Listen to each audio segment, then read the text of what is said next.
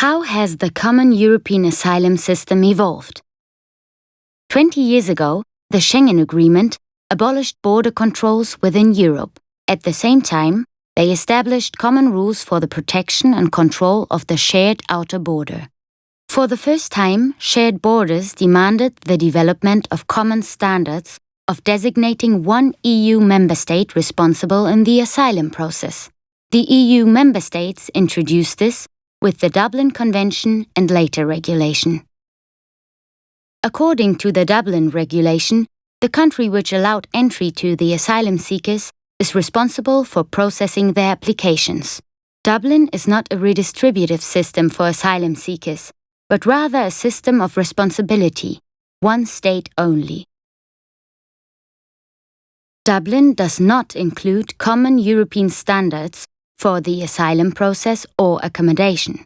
It is not until 1997 that the heads of state and of governments in the EU decide to work on asylum policy more closely under the Amsterdam Treaty.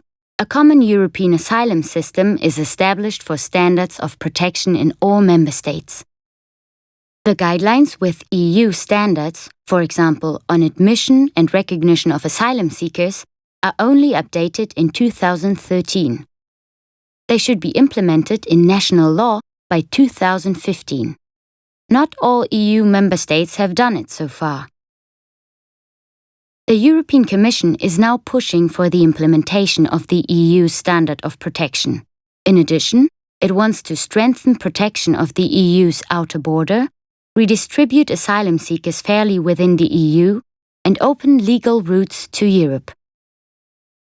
The right to asylum is embedded in the EU through the Charter of Fundamental Rights, as well as numerous international agreements, such as the Geneva Refugee Convention. It is a right with no upper limit.